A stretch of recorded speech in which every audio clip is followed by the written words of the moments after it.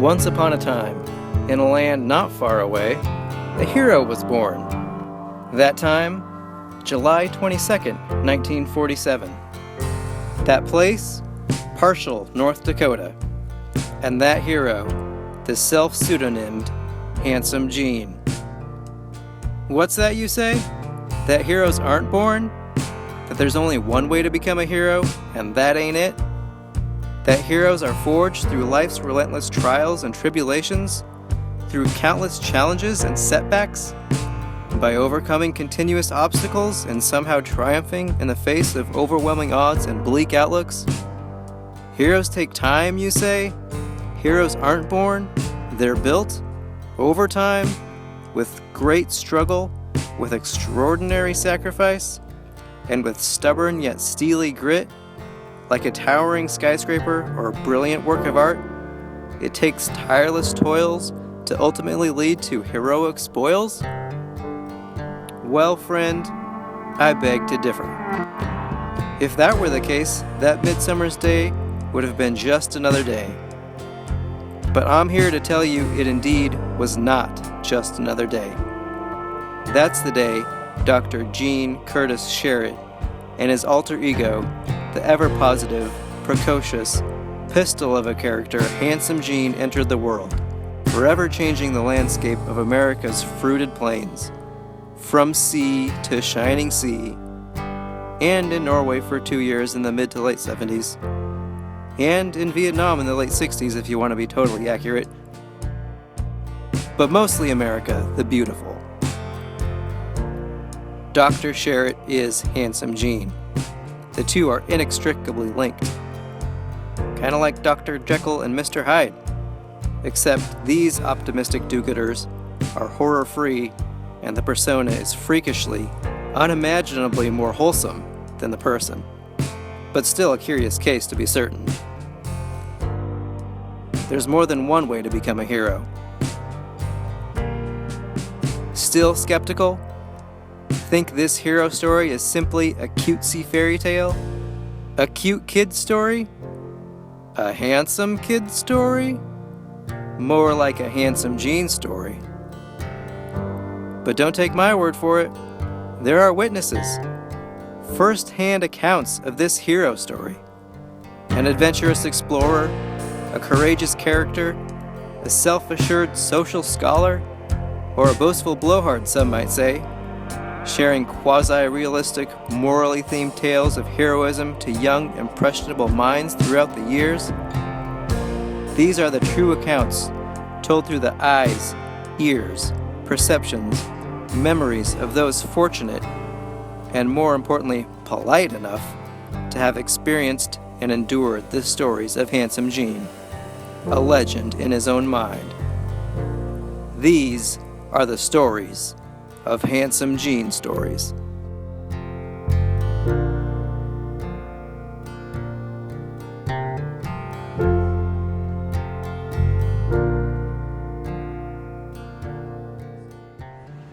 Handsome Gene stories. So many, but I have to admit I don't remember them. Handsome Gene is a larger-than-life character, not too subtly based on the life experiences and stories that my dad has told to family members and family friends, and most of the stories revolve around his own experiences, I think, from what I understand, in growing up and when he was a kid and young adult. And I remember the man in the doorway, Schoonover, the Army Barracks pillow fight, Mrs. Skeen. yeah, wasn't there one with an alligator? Yeah, he wrestled the alligator. He went diving and had an octopus attached to his face. Oh yeah. And to be honest, I can't remember a single storyline of a Handsome Gene story. Take that as you will.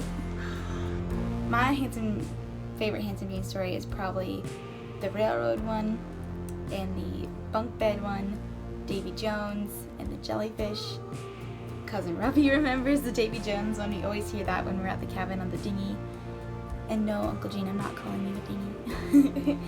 Things that I remember about it is that we used to take the dinghy out and go into the cove where we'd see Davy Jones's boat, and one time we even went onto the boat. It was crashed there. We were trying to think of the best one. I think in second place was the time in Olympia when you guys rented the hot tub on wheels and rolled that in, and it's kind of like hot tub time machine. I do remember I really enjoyed them and loved the morals of the story and appreciated the storytelling. Most of these tellings happened at the cabin. Actually, all of them that I can remember happened in the cabin. And on the deck. That fuzzy green old carpet. Well, there was the military one, and there's Davy Jones. And then there was one of this old lady, I think. Yeah. And there was a guy that made this house out of concrete so it couldn't be burnt down because he was afraid of fire. I definitely remember them, but not the details. I remember one about a pillow fight. I remember one about Mrs. Schoonover looking through the blinds, man in the doorway, kind of. One on a boat. It's not always the words a person says, but the way those words made you feel and the moment in which those words were spoken. So with that, I vividly remember warm summer nights at the cabin. I remember the anticipation of what Handsome Jean's story would be told that night, and that chatter of all of us, the Haugies, the DeYongs, the Sharratts, the Spees kids, all sitting on the floor surrounding you, Jean, the storyteller, and shouting out a request for a scary story tonight, or no, not so scary tonight, or maybe shouting out our favorite one that we remembered. Thanks for all the Handsome Jean stories over the years. I especially like the cabin in the woods with some river running through it. But I think one of the favorite stories we had was in White Pass when all the kids were sitting around the pool in the snow, and I think it was your idea to see who could get hypothermia first and have us sit around in the snow. And yeah, I mean, I think the girls came in first, which was obvious, like we were gonna win. But yeah, it was just always a good time hearing Jean's stories and getting together as all of our families during the summer. You've probably been a superhero at some point. Let's just weigh those chances. You've probably done that, but you probably have a cape. So, there's. He doesn't tell adults. Yeah. Because He doesn't tell adults what? he doesn't Gene tell. doesn't tell his Handsome Gene stories to the adults because they will call B and an S. The truth in Handsome Jean stories. Like all tall tales, they're rooted with some kind of truth. In that there was a lady named Mrs. Skeen that lived in his neighborhood, but beyond that, we wouldn't know the difference. Yeah, there's got to be at least some truth to them, and certainly a lot of the characters are real. I think are real people. There probably hasn't been a lot of changing the names to protect the innocent Or the guilty. or the guilty. And I remember how those shouts and all that chatter turned into pure silence when you started your story, and how the fantasy and the reality all kind of started melding into one, so that none of us kids ever knew if it was really a story or really something that happened. And I remember how each of us would sit there in our silence, but I can only imagine the vivid story that was playing throughout all of our heads, unique but still sitting there together, experiencing all that emotion together. Anyways, the best part about Handsome Gene stories was Handsome Gene. He could have changed the story every time and it was still thrilling and exciting. And I remember usually the lights were off, and so it was just his voice in the dark, and I'm pretty sure it was just one of the best memories of falling asleep to his voice. That's my favorite Handsome Gene story memory. A lot of it is based on his life experiences, but then they go on to either involve fantastic events or morals that come to life at the end of the story. Kind of reminds me of the Native American tradition or other traditions, but they're usually about other people, not just the storyteller. Still very interesting, and I really appreciate it. Stories about the adventures that he's been on. They're awesome. Like, they're absolutely amazing. So I just wanted to say thank you for every time I see you bringing them up and just lighting everything up with imagination. And there's new ones too, right? Because the ones that we heard aren't the ones that Kyla and Robbie. Yeah, I don't and know some of anything those- about a Davy Jones. Those kids. That's a new one. That's the next generation of Handsome Gene. So there's a season 2 of Handsome Gene. It's been a little delayed in the making, but Season 2 is ramping up. yeah. We'll wait to see what season 3 holds. And I think about that togetherness in those moments at the cabin on the second floor, and I think about how they help to create just lifelong bonds between all of us that participated and all of us that were there at those reunions. So Gene, even though I can't remember a story specifically, I remember that Handsome Gene always came out on top and was always right and was always the strongest and most handsome. And I'm sure that will always stand true. They're mostly just for entertainment, but Handsome Gene stories remind you of what? Kind of reminds me when you're teaching a parakeet how to talk. You take them into a small, dark room and just keep repeating the same thing over and over again, and then they learn to talk. Handsome Gene is brave. I'm now interviewing Jerry Bond. Why have you always been known for a village idiot? Gee, I don't know. I think I've been misunderstood all my life. I've been misunderstood. Is this a mic? It's because I've been misunderstood. Actually, I'm the village genius.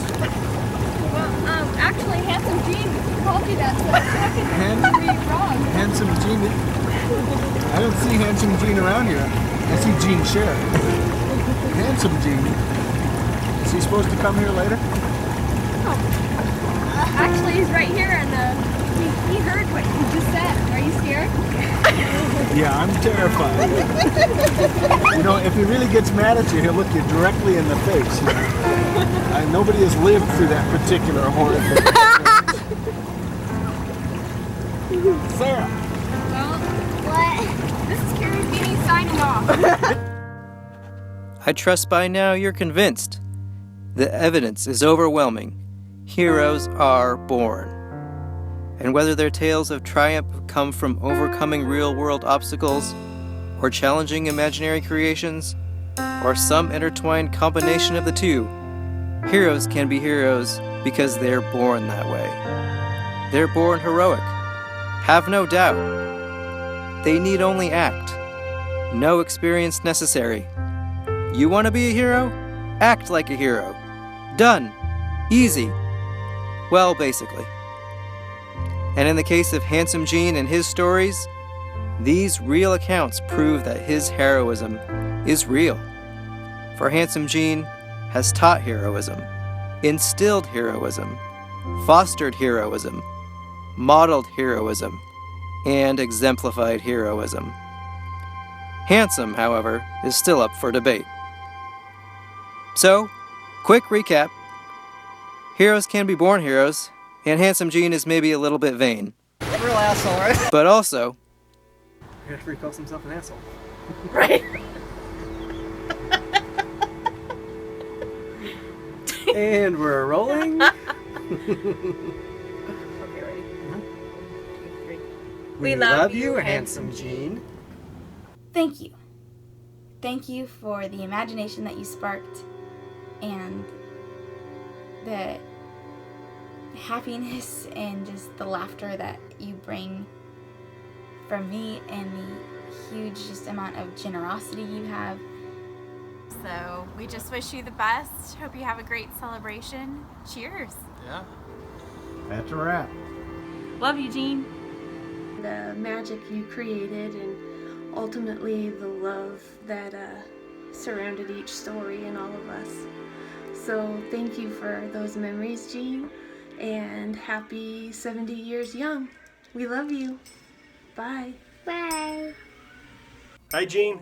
Happy birthday. Well, happy birthday, Gene. Happy 70th. I'm sure it's been a fun ride. 2 words that would describe you is genuine and humble. You're just very an awesome uncle, and I'm so blessed to have you, and thank you for your Handsome Gene stories. And happy birthday. Love you, Uncle Gene. Happy birthday, Handsome Gene, man. well, that should pretty much cover it. And in the end, Handsome Gene, together with his wife, lovely Carol, lived happily ever after. A legend in his own time. Happy 70th birthday, Handsome Gene. Okay, on with it. I'd like to take credit for this, but this is a little ditty written by Gary Brown, who couldn't be here today. He's off in Hawaii right now with his family. But many of you, I think, will, when you listen to this, it'll ring true. Anyway, it goes like this. Like the pounding of boots as they strike the trail, goes the passing of years and all that entails. The years can be cruel or even quite kind. As for their treatment of Gene, oh, never mind. He's pounded his trails, scaled his walls, and as stories are told, taken his falls. With his guardian angel, our Mr. Goat has taken danger right by the throat. This young friend has been belayed along while old Gene cheerfully whistled a song. Many of you here know of what I speak, as he took you dragging and screaming up that peak. From activist and student to second grade teacher, we've always known he was a born preacher. A globe-trotting lad who was born to roam. Will Carol ever have a place to call home? Never! To Stavanger and Yelm, to Kodiak and Wazoo. Where to mail his letters, we haven't a clue. Finally, he made it. A doctor he became. And now he'd settled down and bask in his fame. In Natchez, a home and a principalship. Yet a year and a half later, he gave them the slip. On to Yelm to become a curriculum man. We don't know if he'll stay or even if he can. But now we must honor, not bury Caesar. He's a right nice guy for such an old geezer. In 40 short years, God is that old. He has friends galore and numbers untold. So friends, we have a common bond of this elderly gentleman we're all quite fond. Happy birthday then to our old buddy Gene, a more gregarious person we've never just seen. Very good.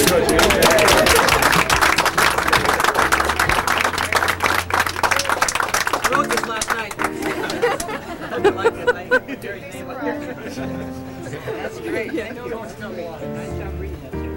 Speech? Yes. Somebody shut the door before they get away. As Norm Johnson, one of my former teachers, said when I started faculty one time, in Natchez, I said I would like to be very brief, and he leaned over to one of our teachers and he said he may be short, but he's seldom brief. But I'm going to be brief. And I was telling a couple people today a couple things, but this is a really a very important part of my life. I think the 3 most important things that are happening in my life happened, all 2 of them in this last year. This about 4 months ago, my dad passed away, and he and I were very, very close. And I was able to go to Kodiak and put together the funeral and do the eulogy for my father and speak for my brothers and sisters on behalf of my dad. Probably the most important thing I've ever done in my life, and it meant a great deal to me. The other thing was my marriage to Cayle, and I think that certainly is the highlight of my whole life to this point. I think today we're organizing this thing has to be a tribute to Cayle more than anything else. And this, I think, ranks right up there. Can you do that again? Not very long.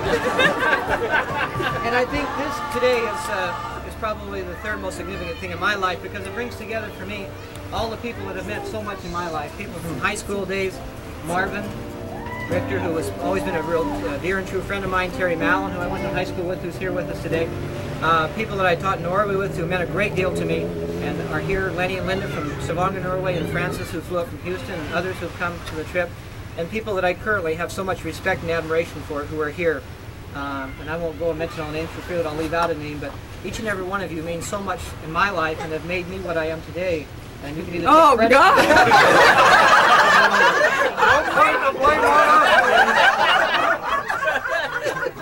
Remember, there's children here. There's children here. Watch your language. Be real careful. But I feel like I'm a very honored person because I have friends like all of you, and I feel my life has been very, very rewarding. And thank you all for coming very much. I really appreciate it. Thank you.